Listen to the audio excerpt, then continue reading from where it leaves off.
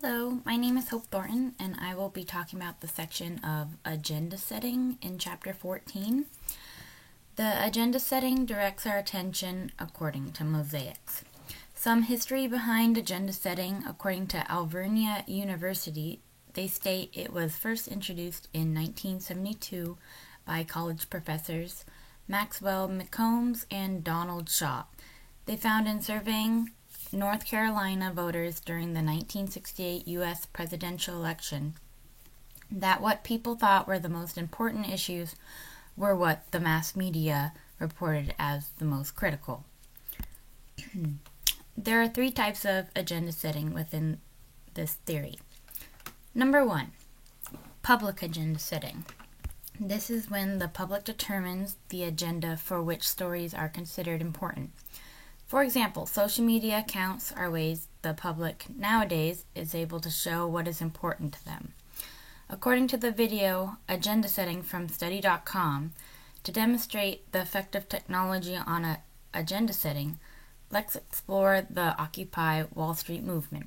The Occupy Wall Street movement consisted of a diverse group of gender, color, and political viewpoints that oppose social and economic inequity. The movement emerged in July of 2011 with presence via a website, Facebook, and Twitter. Another recent movement that was influenced by Facebook and a little more lighthearted, was the Facebook group Storm Area 51, They Can't Stop Us All, which brought, according to the group on Facebook, 418,000 people. Is another great example of the public using agenda setting on social media accounts. For number two, media agenda setting. This is when the media determines the agenda for which stories are considered important. Right now, we are seeing a lot of examples of this happening in our day-to-day life, more than ever before. Jacksonville local journalists were reporting Florida beaches were flooded with people, but using pictures from before the pandemic, showing inaccurate pictures. But as journalist Vic Michelucci from WJXT4 states, it is fake evidence being used and provides the difference in pictures in his Facebook page.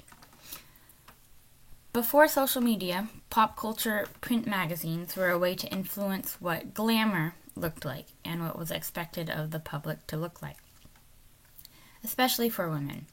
For example, according to Eastern Washington University, in the article Media's Impact on Body Image, states magazines such as Easy Riders shows a woman with nothing on but a bikini straddling a motorcycle on the front cover. The magazine is using this woman's body to sell and entice men to buy their magazine. While if you are looking at other magazines that are geared more towards women, you'll see in the magazine Cosmopolitan, thin women in tight clothing looking happy. Both magazines, regardless of audience, use the media's ideal body image of women. And in fact, we know people are not always happy, and they're all in different shapes and sizes. But the media wants to endorse a cookie cutter image of thin, beautiful, happy women. For number three is policy agenda setting, which is when both the public and media agendas, they come together to influence the decisions of public policy. This is another great thing that is happening that we're seeing. So right now we are seeing this happen in our everyday day-to life, and a great example that recently happened is the murder of Ahmaud Arbery, who was killed by two white men in Georgia, where, according to Time magazine, the video footage captured by an unidentified witness in a vehicle being driven behind Arbery shows him as he jogs along a two-lane road on February 23rd, which was around 2.5 months ago. and was ahead. A white pickup truck is parked with one man standing in the truck bed and another standing by the driver's side. And they were waiting for him, and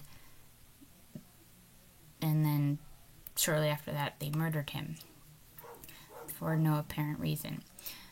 After this video footage was released, it was all over social media accounts, and the video is very horrific. The two men were soon charged with murder after the release of the video. The public and media came together to make sure Ahmaud's murderers were captured. The media controls a lot of what we pay attention to, and sometimes it can focus on not so important things, like the Area 51 group. But it can also shine a light on things that wouldn't have been dealt with if it hadn't been put in the public eye, such as Ahmaud's murder. This concludes my part of Chapter 14's presentation.